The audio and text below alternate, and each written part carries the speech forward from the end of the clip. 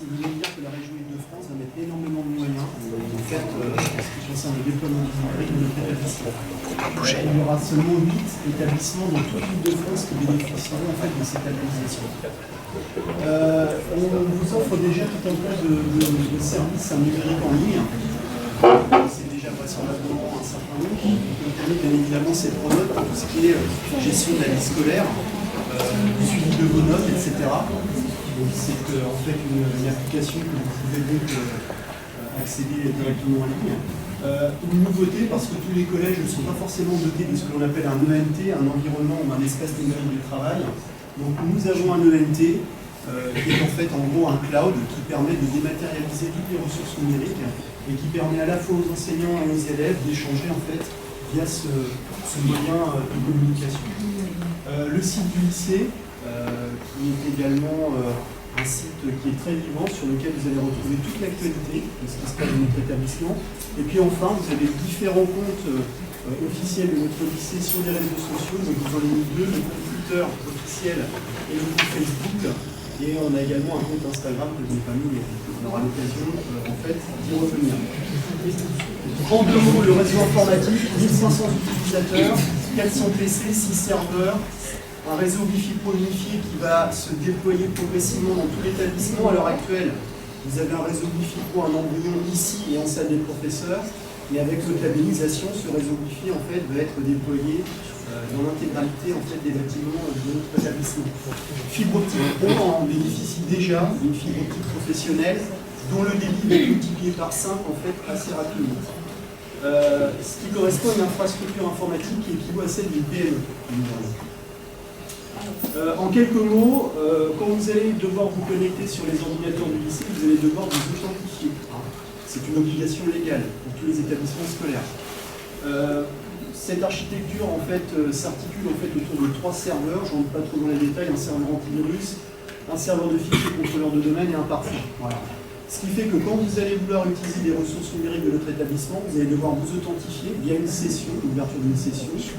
Donc les identifiants vont vous être remis tout à l'heure. Soyez vigilants à ne pas communiquer vos identifiants. Vos identifiants sont personnels. Ils protègent vos données personnelles que vous mettrez sous forme numérique sur le serveur de fichiers de l'établissement. Donc il ne faudra jamais les communiquer à un tiers. D'accord ? Pensez également à bien fermer votre session systématiquement. Si vous laissez votre session ouverte, un élève qui viendrait derrière pourrait donc utiliser cette session et faire tout et n'importe quoi. D'accord ? Et puis enfin, bannir les clés USB. Les clés USB, il n'en a plus besoin puisque nous avons l'ENT. L'ENT, c'est un cloud, donc on peut tout dématérialiser. Nous avons une très bonne connexion Internet. Donc les clés USB, oubliez-les. Voilà. Quand vous avez des choses à sauvegarder, vous devez les consulter à la fois au lycée ou depuis chez vous, passez par le canal de l'ENT. D'accord ? Votre inscription à Syntex fait que de facto, vous adhérez à la charte des usages numériques qui ne se substitue pas à notre règlement intérieur, mais qui le prolonge d'un point de vue des usages du numérique. Cette charte est directement accessible par 2 moyens, dans votre carnet de liaison à la page numéro 10 et via le site internet de notre établissement. Si vous allez dans le lycée charte numérique, vous trouverez l'intégralité de cette charte. Je ne vais pas la détailler, mais en gros, tous les utilisateurs s'engagent à respecter l'intégrité des personnes, respecter la vie privée de chacun, ne pas injurier, diffamer ou usurper l'identité d'autrui, qui sont des délits passibles pénals, donc faire bien attention à cela. Donc, je vous encourage à bien relire cette charte, bien vous en imprégner et échanger avec vos professeurs, peut-être sur certains points, pour avoir des éléments de réponse ou des détails supplémentaires. D'accord ? Et puis enfin, respecter le matériel informatique. La région a vraiment investi massivement dans notre établissement. Vous allez avoir du beau matériel, donc respectez-le. Le taux de renouvellement du matériel, c'est tous les 5 ans à peu près, et encore, tous les 5, voire tous les 7 ans. Donc si on vous met un ordinateur neuf et que vous le dégradez dès le début, il sera remplacé dans 5 ou 7 ans. Et donc ça sera une ressource que l'on ne pourra pas utiliser pendant ce laps de temps. Le lycée, l'un des grands enjeux, c'est l'apprentissage de la citoyenneté. Et parmi l'apprentissage de la citoyenneté, il y a l'apprentissage de son identité numérique. D'accord ? Là, je vous ai mis 3 questions qu'on est légitime de se poser quand on est des utilisateurs du numérique. Avez-vous conscience des traces que vous allez laisser sur Internet ? Avez-vous une conscience aiguë de la protection de votre vie privée, c'est-à-dire des données que vous allez mettre sur le web? Et puis également, est-ce que par certains propos, par certaines attitudes, est-ce que vous respectez également les autres en utilisant par exemple les réseaux sociaux? Donc, ce sont trois questionnements qui peuvent commencer déjà un petit peu à vous questionner et qui vont vous permettre, j'espère, progressivement de comprendre le numérique. Vous êtes pour beaucoup d'entre vous des utilisateurs aguerris, mais vous êtes seulement utilisateurs. Et vous ne comprenez pas forcément, vous n'êtes pas en capacité de comprendre les rouages, les mécanismes, y compris économiques. Rien n'est gratuit sur le web, même si on ne le fait pas, qui se cache en fait derrière ces modèles économiques. L'idée également, c'est de vous amener à la fin de ces 3 années à être en fait des citoyens responsables d'un point de vue numérique. La CNIL a proposé un petit document qui est très intéressant, qui va vous permettre un petit peu déjà de poser les bases de cet apprentissage du numérique. Bien évidemment, le premier, c'est de réfléchir avant de publier. Quand vous allez vouloir mettre en ligne des informations, il faut réfléchir à ce que vous allez publier. D'accord?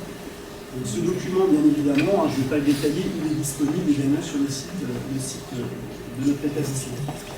J'aimerais terminer par une petite vidéo qui va durer 2 minutes 30 et qui va peut-être éclairer certains des items que j'ai abordés précédemment.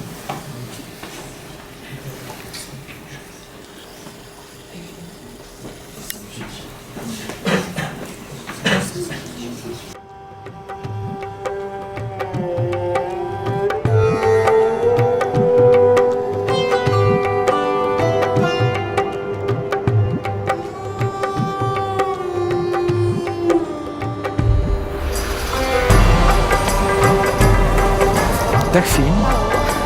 Dus Caroline. Voilà. Ik zie een school tegen Antwerpen. Ja, Insecten. dat blieft? Ik voel 2 insecten op je rug. Kan dat? Ja, vlinders. Slovenie? Zo hè. Een moto. Oranje. Pas erop. Zenit. Oui, oui, bien. Je hebt een vriendin. Julie de... Ja. Een boeiend liefdesleven. 3, 4 zelfs. De 4e, daar zwijg ik meestal over, dus dat weten niet veel mensen. Hoe is het met je spierscheur? Maison rouge, balkon, blanc. Ja.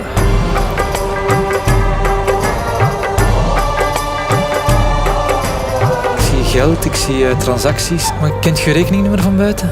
Ik denk dat ik het wel weet. Je staat wel negatief op je bankrekening. Ja? 9-7. Last month, you spent €200 on alcohol. Vorige maand €300 aan kleding gespendeerd.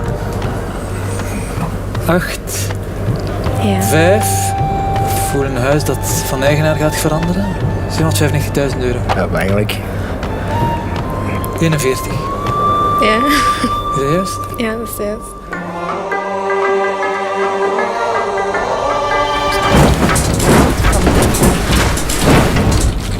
Oh my god. Oh nee. Ah, dat is, ik weet niet hoe eng.